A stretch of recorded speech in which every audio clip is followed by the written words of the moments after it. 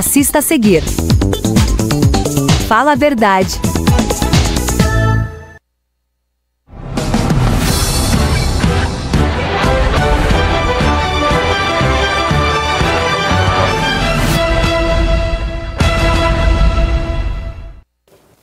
Estamos chegando ao programa Fala a Verdade dessa sexta-feira, muito sol, muito calor. E temos aqui hoje o Bruno Santos, empreendedor e ativista político. Seja bem-vindo ao programa Fala a Verdade. Você está vindo pela segunda vez, na vez que você veio, eu não estava aqui, quem me substituiu foi o Vandão. É isso aí. Ô Bruno, você nasceu em Osasco, né? Sou osasquense. Nato. Osasquense nato. Nascido ali no antigo Hospital Montreal, aqui no centro de Osasco. O antigo Montreal. A minha mãe é osasquense. Chamavam de açougueiro, né? A minha mãe é osasquense também, nascida em Osasco. Você fugiu da faca lá. Quando estava nascendo, que ali era terrível. É verdade. Osasquense 70 nato, por 80. ali do Jardim das Flores. Isso. Nasceu no Jardim das Flores. Jardim das Flores, exatamente. Você está aqui como empreendedor e ativista político. Empreendimento seu, o que você faz de empreendimento? Vamos lá. Eu comecei a minha vida profissional ainda moleque. Né? Eu era projetista. Eu fazia projeto de AutoCAD, aprendi fuçando ali, né? Aí depois fui especializar, fiz Senai, acho que eu fiz uns 14 cursos no Senai, todos voltados à área da construção civil. Eu fiz um único curso no Senai que não é na área da construção civil, foi desenho mecânico. Só que nunca trabalhei na área. Aí comecei a atuar como projetista desde os meus 15, 16 anos de idade, fazia projeto freelance para arquiteto, para engenheiro. E depois, aos 20 anos de idade, comecei a empreender na área da construção civil. Então eu tenho uma empresinha de construção civil que a gente toca alguns projetos aí. Construção industrializada. Não trabalho com sistema convencional. Né? A famosa construção americana. Né? Construção pré-fabricada. É o sistema que eu trabalho. Ativista político. Entra dentro da gente, consegue sair mais. Eu brinco que isso daí é mais por vocação. Né? Tem muita gente que faz a política profissão. Né? Eu faço política, acredito que por vocação. Eu sempre gostei muito de política, Nilson. Desde que eu era menino, minha mãe fala que época de horário político na TV, geralmente as pessoas desligam a TV, né? Eu sempre gostei muito de acompanhar, desde menino. Então, debates políticos, sempre gostei muito de me inteirar sobre a geopolítica, que acontece fora, né, da nossa bolha, né, tanto municipal, estadual, fora do Brasil também, acompanhar a política internacional. Sempre gostei muito de estudar sobre o tema. Eu comecei lá atrás, você já começou, pegou boa parte dos anos 80 para cá, não é isso? Eu sou nascido nos anos 80. Isso. Então comecei a acompanhar a política ali com meus 12 já se interessava. Já me interessava. Mas eu comecei a atuar, na verdade, porque eu acredito que a pessoa pode ser interessada, mas não engajada. Né? Então eu me engajei mais na política de 2014 para cá. São uns 10 anos aí. Você nunca concorreu? Já sim. Já fui candidato a vereador em 2020. Fui candidato também agora em 2024. Qual partido você saiu? Em 2020 eu fui candidato pelo Republicanos. Pelo Republicanos. E agora eu hoje faço parte da executiva do Agir. Dessa, de 2024, exatamente. 24, isso. Exato. Fazendo confusão com 22. Mas você é uma pessoa na prefeitura mesmo, você é muito conhecido lá, né? Eu falo que existe dois mundos políticos, né? Existe o mundo interno de quem faz parte da bolha política, né? E aí você acaba sendo conhecido e conhecendo pessoas, mas isso não reflete na população como um todo, né? A gente pode ver, por exemplo, o nosso próprio prefeito eleito agora, o Gerson Pessoa, ele não, mesmo sendo deputado estadual, ele não era conhecido no início da sua campanha por mais de 40% da população da cidade. Né? E mesmo assim teve uma votação histórica. Ele é um técnico, na realidade. Né? Eu acredito que o mandato dele de 4 anos, que pode se tornar 8 anos, vai ser muito bom. Exatamente. É uma pessoa muito interessada pela cidade. Exatamente. Tem um trabalho... É claro que não tem como você fazer política, né? Fazer um bom trabalho político sem fazer política, sendo apenas técnico. Você precisa equilibrar. Mas né? aí um lado puxa o outro. Complementa o outro. É isso. Exatamente. Ele tem um lado forte de gestão, né, o que é o que a gente conhece da história que ele já viveu. Trabalhou muitos anos com o Roberto Justus, que é um empresário muito conhecido no Brasil. E ele vai trazer, acredito, que dá para perceber pelo plano de governo que foi apresentado na sua campanha, que vai trazer muitas novidades técnicas, digamos assim, né? Algo um pouco mais voltado à gestão em si. A prioridade, eu acho que de todo prefeito é sempre olhar a periferia. Aos poucos a periferia está sendo uma grande periferia, não aquilo que nós conhecemos lá atrás. Sim. Eu acredito que com o Gerson vai ser a mesma coisa, talvez até mais do que se possa fazer. Você não acha? Sim. Eu penso que, por exemplo, a gente tem cidades vizinhas aqui que também tem grandes zonas periféricas. Osasco, durante um período, teve um crescimento de zonas periféricas. Nós temos muitas áreas que são tanto particulares quanto áreas públicas, que são áreas de ocupação, né, de invasão.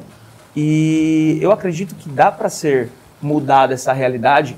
E assim, eu sempre falo para as pessoas que política imediatista é política populista. A política real ela é feita a longo prazo. Primeiro você desenha uma ideia, começa a implementar um projeto e aí você colhe o fruto desse projeto a longo prazo. Eu acredito que Itapevi é um bom exemplo de política a longo prazo. Foram 8 anos de uma boa gestão que mudou a realidade da cidade. E eu acredito que o Gerson também, iniciando um mandato um pouco mais técnico agora, tem tudo para poder transformar a cidade ainda cada vez maior, na verdade, nos próximos 8 anos. E Barueri, o que você acha agora com o Pitteri? Barueri tem um PIB per capita muito alto. Ele foi prefeito de Jandira, né? Sim. Barueri eu acredito que Barueri é uma cidade autossuficiente, você acredita? O PIB per capita lá é muito alto. A população lá, pelo incrível que pareça, 94% da população ela é independente do poder público. Então, o poder público tem menos... Por causa da Alphaville, você fala? Eu acredito que também por causa do Alphaville, mas eu acho que a educação política das pessoas lá é um pouco diferente, né? Por exemplo, Barueri, eu desafio pessoas a andarem por Barueri e encontrarem moradores de rua, por exemplo, porque tem uma boa política de assistência social. Então, 94% mais exatos não dependem diretamente do poder público. Então, Barueri tem uma forma, uma autonomia maior para poder trabalhar, porque a população em si depende menos do poder público. Então, lá tem escolas, por exemplo, que tem aulas de robótica no ensino fundamental. Crianças de 12 anos de idade aprendendo robótica na escola, no ensino municipal, né? Aulas de educação financeira. Então, ela investe mais, tanto na área da educação... É o prefeito que pensa no futuro, né? Exatamente. Então, Barueri é uma cidade autossuficiente, né? É claro que uma má gestão, ela pode reduzir o crescimento, mas eu acredito que atrapalhar o que já vem sendo feito, eu acredito que não. O Beto, ele vem de um histórico não tão positivo quando foi prefeito em Jandira, mas ele tem um bom histórico sendo vice do Furlan, que ali é indiscutível o seu trabalho em Barueri, né? Mas então, no caso de Jandira, qualquer prefeito que for ali, ele vai ter uma dificuldade. Vai ter muita dificuldade. Agora, Itapevi também foi surpresa para mim, viu? Sim, o Igor foi uma novidade, né, para a cidade. Foi muito bom. Aprendeu muito lá na Assembleia e... Dizem que o Igor é o novo Furlan, né, da região. Né? Ele fez um excelente mandato em 8 anos. Eu me lembro, os meus pais moraram por bastante tempo em Itapevi, né? De uns 10 anos para cá. Então, a gente ainda pegou o período em que o Igor era deputado, depois logo em seguida prefeito. Eu me lembro que nos 2 primeiros anos de mandato, a cidade virou um canteiro de obras.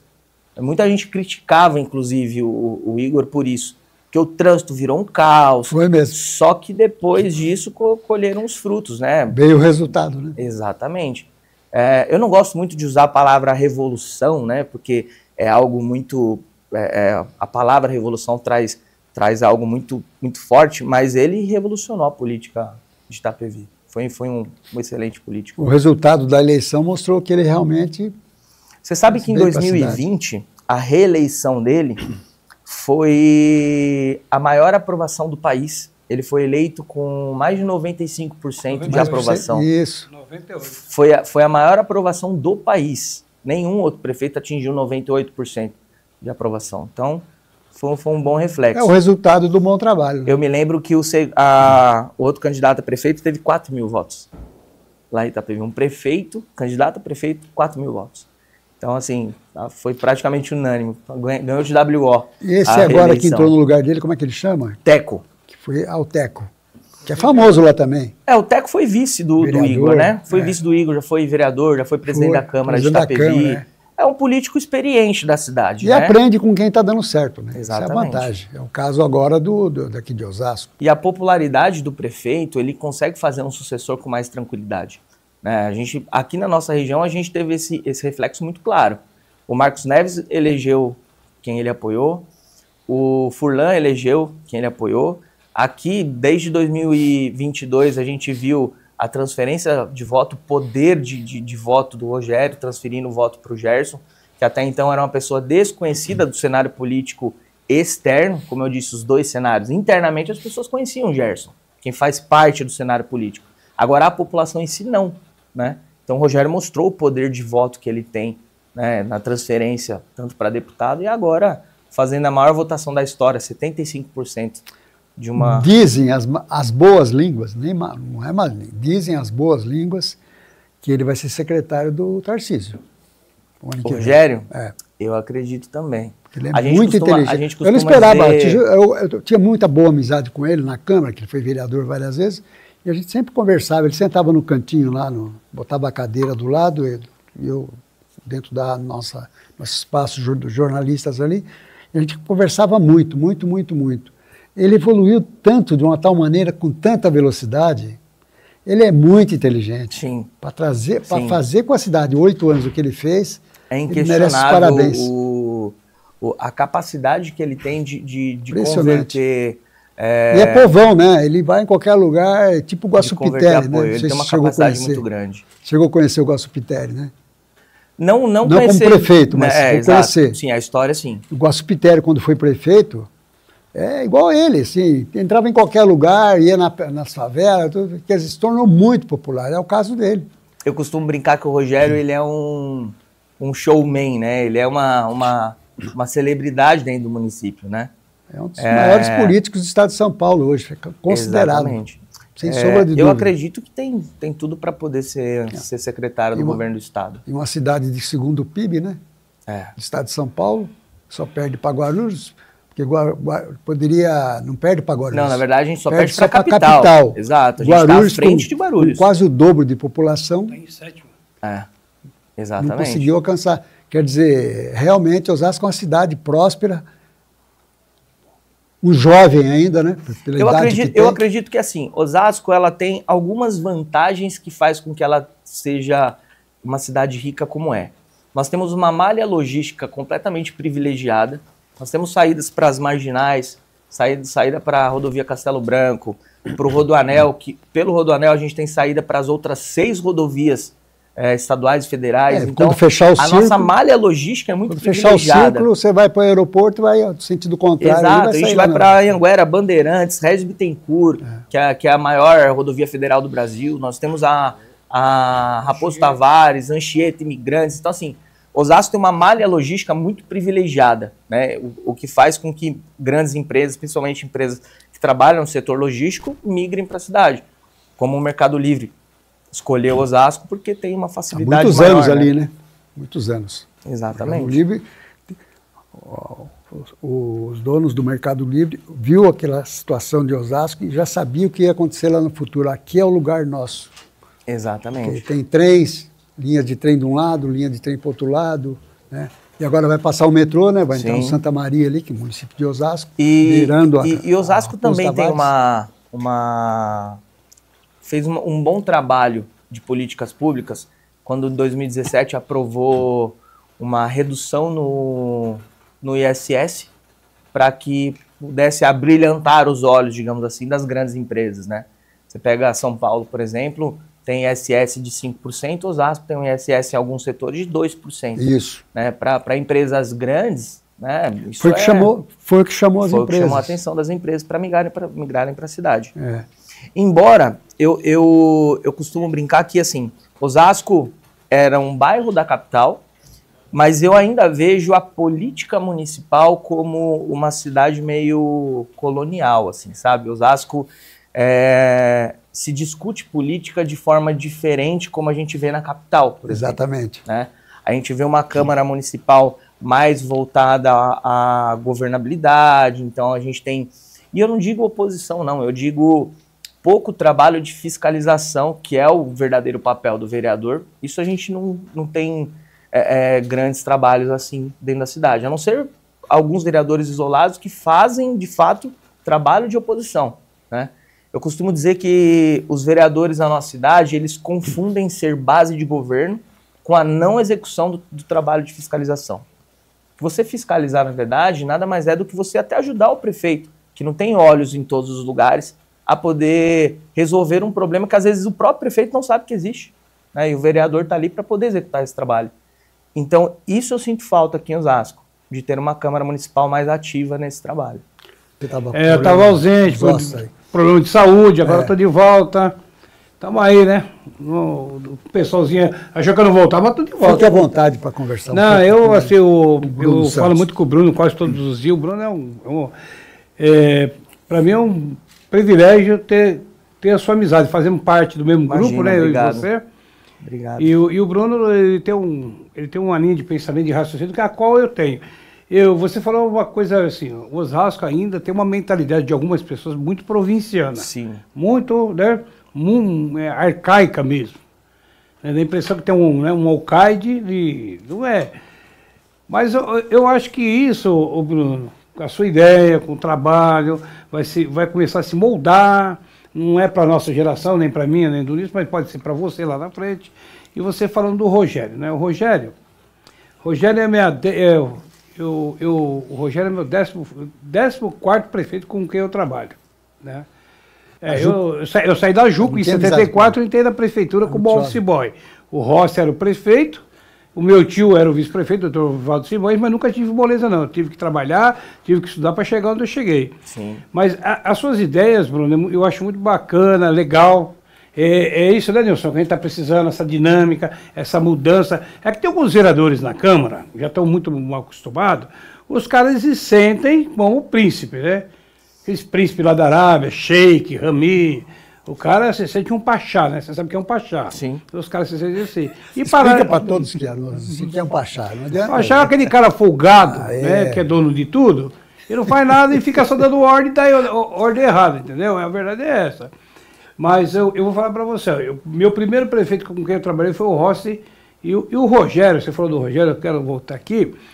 O Rogério é um cara que ele pegou o melhor de todos os prefeitos que passou na cidade. Melhor. E esse grau de popularidade que ele tem, isso é do Guaçu. O Guaçu foi o mais popular entre todos. E o Rogério conseguiu ultrapassar o mestre. Tanto que o Gerson, conheço o Gerson desde menino lá no Jardim de Abreu, e o Gerson é um cara técnico, sempre foi técnico, como você é técnico também. Você é um baita técnico. Mas que você tem uma visão política bem diferenciada, sim, mais evoluída.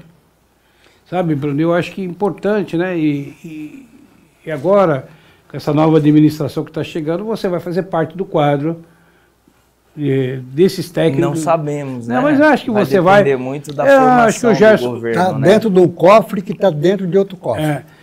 Como alguém chega lá. Essa é a pergunta do milhão, né? Mas eu vou falar com você, Bruno, eu acho que o Gerson vai aproveitar você, porque você é um cara muito bom, você trabalha na Secretaria de Planejamento, você vem executando um grande trabalho, e creio eu que o Gerson vai olhar com bons olhos para você.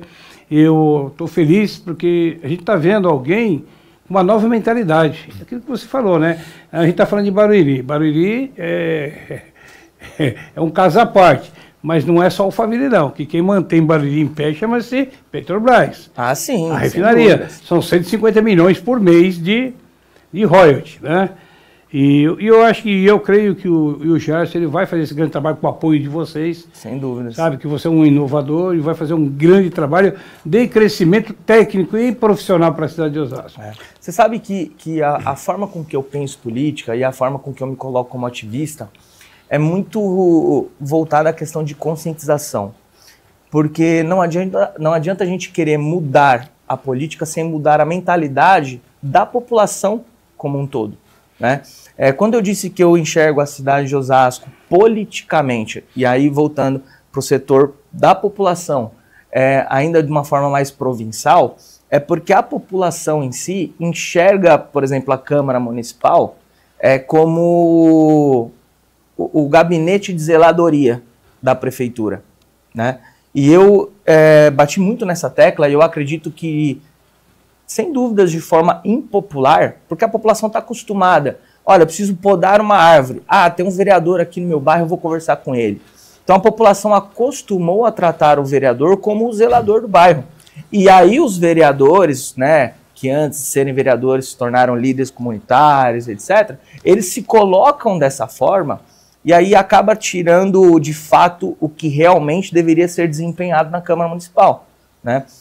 Nós vemos, por exemplo, assim, eu tenho amizade com muitos vereadores, mas eles sabem do meu posicionamento e eu não tenho problema nenhum em me posicionar, né? Todos eles já me conhecem, e eu sinto uma ausência muito grande de proposituras reais na Câmara Municipal, né? A Câmara Municipal trabalha muito em votar projetos que vêm do Executivo para o Legislativo, mas ela é pouco propositiva. Exatamente. Né? Pouco propositiva. Então a gente não vê grandes discursos, grandes debates, os vereadores parecem que têm medo do título microfone cidadão, da tribuna. Homenagem aqui, homenagem acolá. Exato, eles fazem mais solenidades, né? Então, assim, eu sinto falta de ter uma Câmara Municipal mais ativa, né? Por exemplo, nós estávamos há 18 anos sem votar um plano diretor. 18 anos. O plano diretor deveria ser votado a cada 10 anos, né? Estávamos 8 anos atrasados. Explica para todos que estão nos assistindo o que é o plano diretor. O plano diretor, vamos lá. Nada mais é do que o planejamento urbanístico, organizacional do município para os próximos 10 anos. Por exemplo, olha, nós vamos expandir tal região na construção de prédios, então para isso precisa mexer na infraestrutura, criar planejamento acessos. total da cidade. É um planejamento urbanístico mesmo do município como um todo. Isso é válido por 10 anos. Nós estávamos 18 anos sem votar o último plano diretor.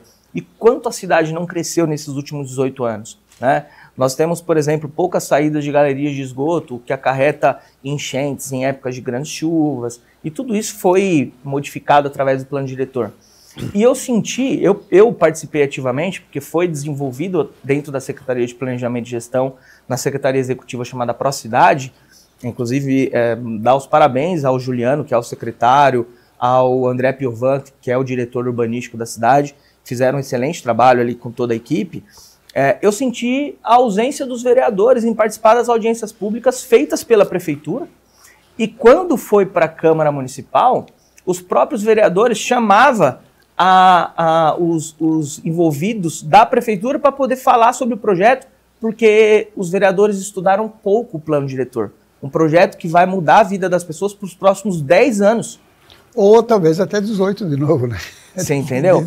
Então, assim, infelizmente, os vereadores participam pouco do que realmente é eficaz e vai mudar a vida das pessoas, de fato, né? Eles procuram trabalhar aquilo que vai mudar ou resolver um probleminha de forma imediata, né? Olha, vou te ajudar a conseguir uma consulta. Isso vai resolver um problema ali, mas não vai resolver o problema crônico, né? A gente tem problemas no SUS no Brasil inteiro. E por que não resolver o nosso problema, né? Eu, por exemplo, trabalhei muito e apresentei inclusive para o Gerson, e um dos projetos que eu defendi foi para o plano de governo do Gerson, e eu, como servidor público, como munícipe, como ativista, vou cobrar, por exemplo, a implementação de telemedicina no SUS. Isso iria zerar a fila de atendimento primário, né? Quando você passa numa UBS, num clínico geral, para poder depois marcar um especialista, isso você pode fazer por telemedicina. Osasco vai ser realidade, ainda não é. E eu vou cobrar. Mas existe já uma planejamento para isso? Existe isso em outros municípios. Mas em Osasco já está se Osasco foi para o plano de isso? governo, o Gerson apresentou isso no plano de governo. Ótimo. E foi um projeto que eu discuti bastante com ele antes da formação, porque era um projeto que eu já defendia desde a época da pandemia. E isso vai ajudar muito a começar a zerar as filas de atendimento primário. Mas aí as pessoas falam, tudo bem, as filas de consulta vai zerar, mas e as filas de exames vão se acarretar? Coloca Corujão da Saúde. Isso resolveu na capital, com 12 milhões de habitantes, zerou as filas em 6 meses. Entendeu? Por que não fazer isso aqui? Então, assim, O que seria o Corujão da Saúde? Corujão da Saúde, vamos lá. Como que funcionou em São Paulo? Tá? São Paulo, em 2016, uma das primeiras medidas via decreto do então prefeito eleito, que foi o João Dória, ele colocou o Corujão da Saúde. A UBS, aqui em Osasco, ela funciona até às 8 horas da noite. Estava numa transição, algumas fechavam mais cedo, e agora todas elas fecham a partir das 20 horas. O Corujão da Saúde é mantê-la aberta 24 horas, porém... Todas? Todas. Porém, das 8 horas da noite até as 7 horas da manhã, só vai ser atendido os processos atrasados. Por exemplo, pessoas que estão na fila há 6 meses. Fila enorme, né? Exatamente. Mas se você começar a fazer esse atendimento de atraso, no horário padrão, das 7 da manhã ali até as 8 horas da noite, atende às demandas do dia a dia. E fora desse horário, que seria o Corujão da Saúde, aí você atenderia os que estão em atraso. Mas aí teria que a pessoa ir de madrugada lá? Sim, mas é uma solução para que você consiga zerar a fila. Acho que... E após você... Porque assim, você não consegue solucionar um problema se você não eliminar os anteriores. Como que a gente vai resolver um problema da saúde se a gente tem pessoas que estão há 2 anos aguardando para fazer um exame? Então, a gente primeiro precisa zerar essas filas para depois a gente começar a atender com qualidade. O Rogério Munhoz, né? Munhoz está sendo reformado, Munhoz 2. Sim. Sendo reformado, ele vai ser das 7 às 4, das 7 às 7, ele vai ser uma UBS normal. E das 7 da noite às 7 da manhã do outro dia, vai trabalhar com outro plantão. Pronto atendimento, outro atendimento de um tipo PPA, de você de pronto-socorro de pronto atendimento, e daí em cima disso aí. E o legal, Nilson, que o Gerson agora, ele está visitando todas as unidades de saúde da cidade, né? Conversando com a população, está mantendo esse contato, isso é importante. E com essa linha de pensamento sua, com esse trabalho seu, isso vai ajudar bastante. Vou voltar aqui no vereador. Sabe o que é o problema dos vereadores de Osasco? Eu respeito todos eles, são meus amigos. Mas a maioria ali, você dá um projeto de lei, o cara tem dificuldade em ler e entender o que está escrito. Infelizmente. Aí você pega uma assessoria que é pior ainda, né? Eu vou falar com o Zé Paulo de Andrade, que fazia o programa O Pulo do Gato, ele dizia, assessor é gênio do mal. Se ele não tiver a cabeça no lugar, ele ferra tudo, né? Aí você pega o vereador, eu conversei com o vereador, não quero citar o nome dele, ele falou, Wanda, eu estou com um problema aqui, assim. Eu falei, olha, cara, essa vírgula aqui, ela já muda tudo, o conceito. Está errado isso aqui. Leva lá para o teu assessor e fala para ele mudar isso aqui, porque essa vírgula vai estragar tudo. Então, cara, o que a gente precisa é ter esses caras voltem a sentar no banco, bonitinho, e aprender. Porque os 2 últimos debatedores da Câmara, que eram pessoas que discutiam em alto nível, tinha conhecimento, foi a Mazé e o outro é Saco. Sim. Os 2 últimos. De lá para cá, a coisa degringolou. Nós temos grandes debates aí. Eu até falo assim, a oposição ela se faz necessária. Sim. É importante, porque é a contrapartida, é o contrapeso ali. Mas hoje você vai conversar com o vereador, fui falar com um assessor do vereador, o cara estava com problema. Que a Cláudia não foi buscar o negócio da para ele, cara.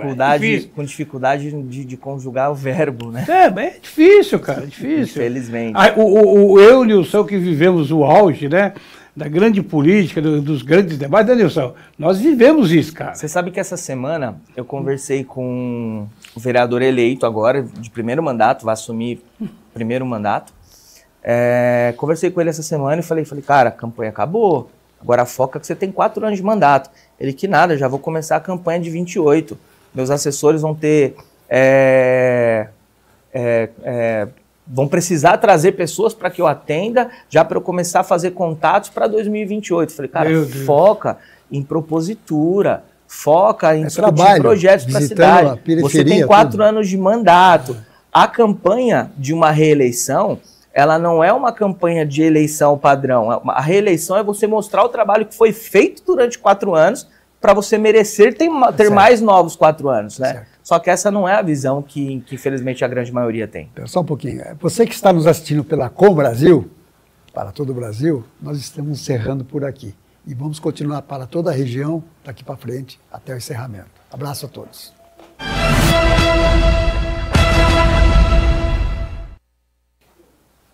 Continuando, fique à vontade. Então, como eu disse, os vereadores eles vão assumir, mas são 4 anos de mandato, só que a grande maioria deles não estão preocupados em executar esse mandato.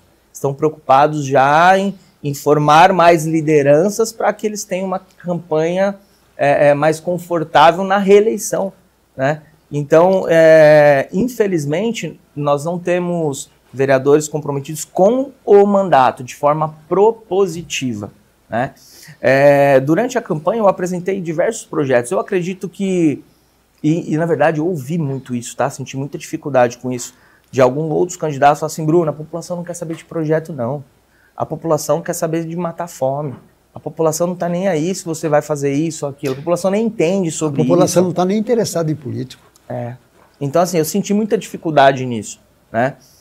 Eu falo, muita gente, né, acabou a eleição, infelizmente não fui eleito vereador, e conversando com algumas pessoas, eu falo, cara, eu não ganhei a eleição, isso não me fez menos inteligente, não me fez perder qualidade política, nem do meu entendimento sobre o tema. Infelizmente, tem pessoas que sabem dirigir, mas não têm habilitação. E para você poder dirigir, de fato, você precisa dela. Então eu continuo o meu trabalho como ativista político, como servidor público, fazendo o que é possível, né? O que é possível, porque nem sempre o que é necessário é possível, né? Infelizmente.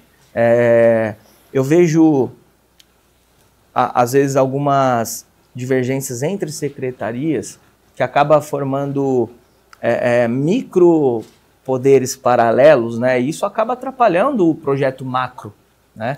E então, assim, é uma das coisas que eu acredito que o Gerson tem como missão de mudar um pouco essa questão.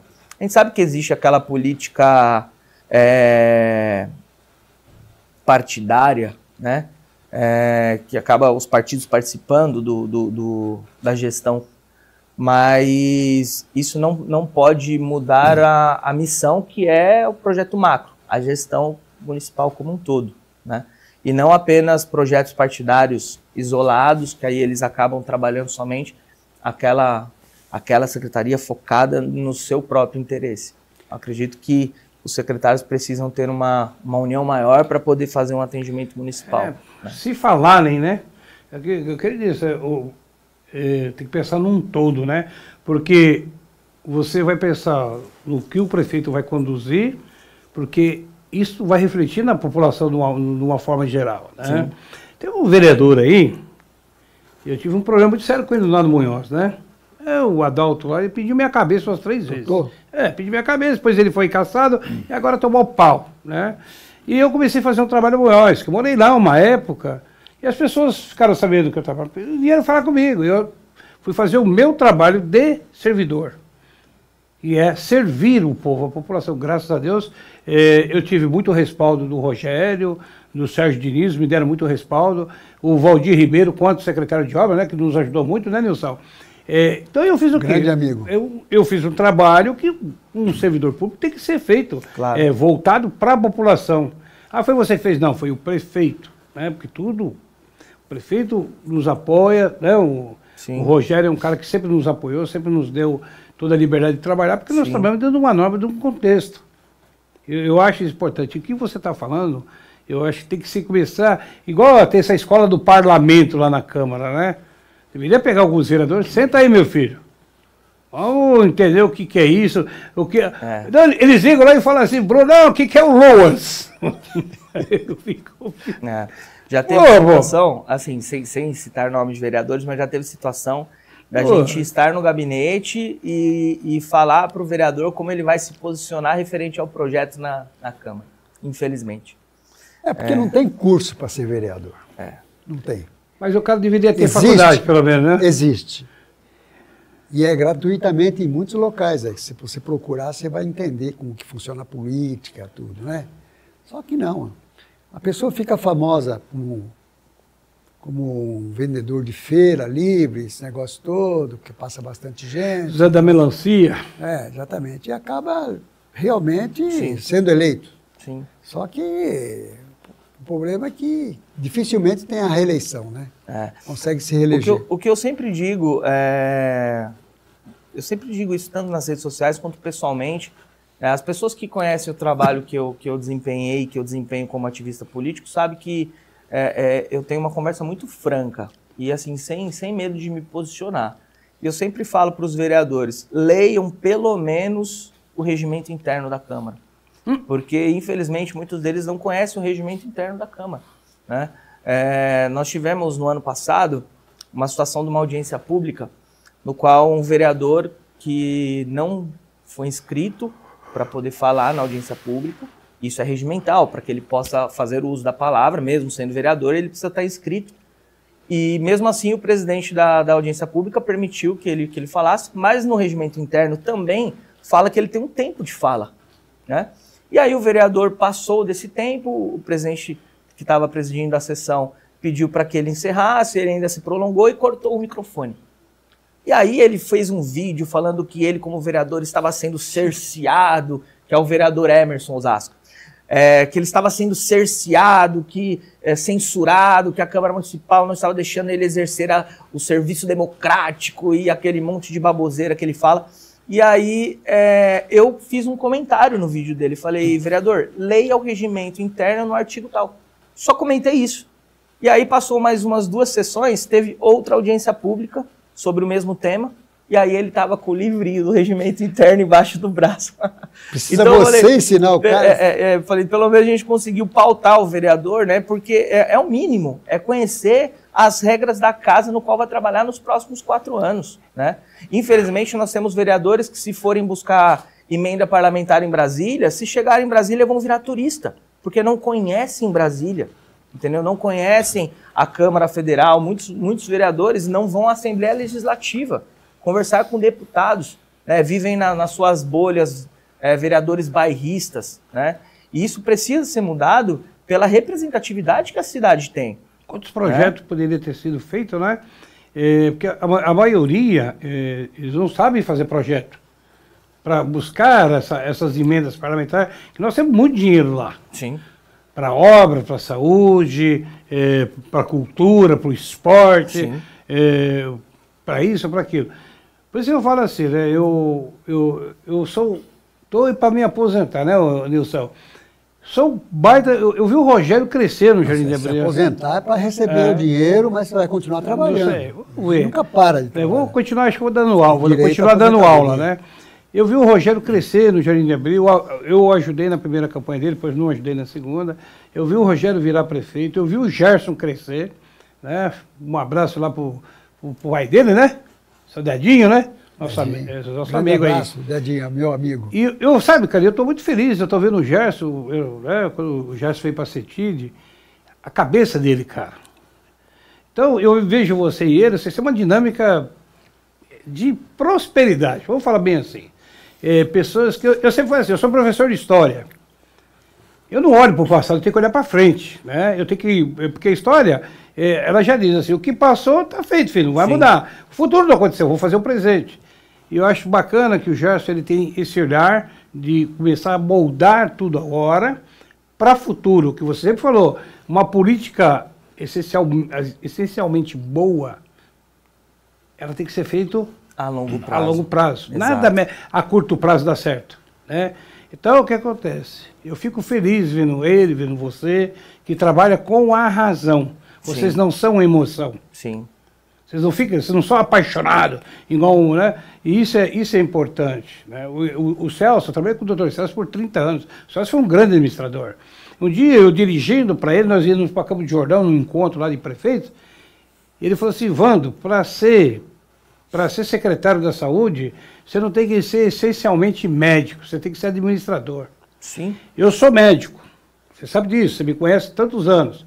Mas eu fui fazer, poucas pessoas sabiam disso. Eu fui fazer faculdade de administração para poder entender como é que funciona a máquina. Como é que funciona para poder gerenciar. É importante. Entendeu? E o Gerson, ele tem esse gerenciamento, né? Porque ele sabe, Sim. Isso é importante. Exatamente. É um cara hoje que tem o gerenciamento de como conduzir. Muito inteligente. É muito inteligente. Muito humilde.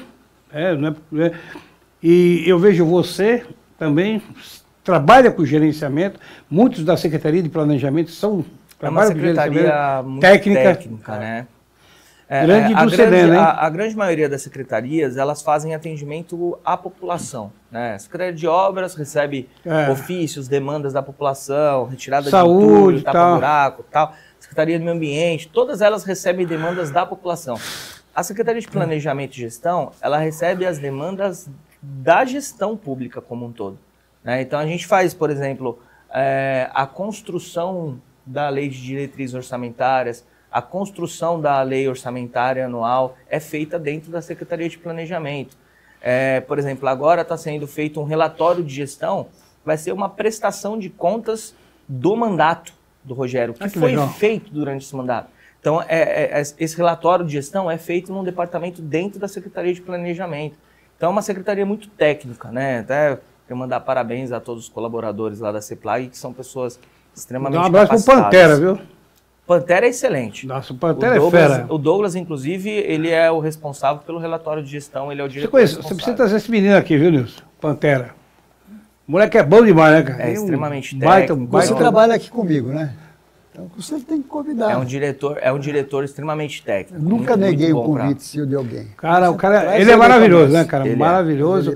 E aí vocês têm um comandante lá, que é o Éder. Sim. O Éder é um cara que trabalha e deixa os outros trabalhar. O Éder ele dá muita autonomia mesmo para os colaboradores e ele é muito dinâmico também, né? Muito acessível. Então, você consegue ali ter um acesso fácil para poder tirar dúvidas, para poder propor ideias, né? Então é muito fácil de trabalhar. Eu não sei se você me Éder B12. Éder B2. B2. Eu até te peço aqui, Nilson, só um minutinho. Eu queria mandar um abraço também aqui para o Bruno Mancino, secretário de Finanças, e toda a sua equipe. O Diego, a Karine, o Fabão, né? Sim. O Fabão. O Rafael, o pessoal lá também, altamente técnico, as pessoas, vocês trabalham tudo em conjunto, né? Sim. Um baita trabalho, e dá um abraço mesmo para a Karine, né?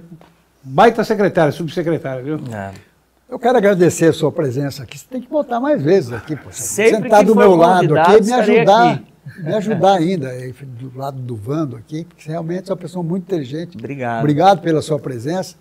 Se quiser finalizar com alguma coisa que você não conseguiu falar até agora, sim. uns minutinhos Na verdade, eu você. queria deixar um recado, porque eu tenho recebido muita mensagem, porque como nós fizemos um trabalho bastante propositivo ao longo de 2024, eu recebo muitas mensagens das pessoas me perguntando, falando, Bruno, e agora? Né? Não ganhamos a eleição, mas apresentamos diversos projetos para a cidade. O trabalho continua. Então, o recado é para as pessoas que nos perguntam qual é o próximo passo.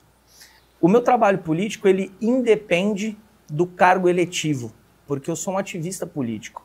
Então, nós seguiremos apresentando esses projetos, inclusive eu faço o compromisso de, após o recesso parlamentar, que vai iniciar agora em dezembro, vai acabar no início do ano, eu vou à Câmara Municipal protocolar todos os projetos que eu apresentei ao longo de 2024, vou protocolar na Câmara, inclusive para que a população entenda, tem um setor chamado Banco de Ideias. Todas as pessoas do município podem levar ideias e bons projetos para a cidade, e eu farei isso e honrarei com o compromisso de cobrar todos os projetos que foi apresentado ao longo de 2024. Obrigado, Bruno, pela sua participação. Obrigado a vocês pelo espaço, pelo convite. O retorno, você está muito bem. Graças a Deus. Muito feliz de te ver aqui, tá certo? Inteiro, de novo. E obrigado a todos que estão nos assistindo. E segunda-feira estaremos aqui a Beth Parro. Excepcionalmente, vou fazer um Fala Verdade na segunda-feira e vocês vão ficar surpresos o que faz a ex-primeira-dama de Osasco, né, que ela foi casada com o Parro, né? Então, segunda-feira eu estou de volta para entrevistar a grande amiga Beth Parro. Fique com Deus e até segunda-feira, se Deus quiser. Abraço.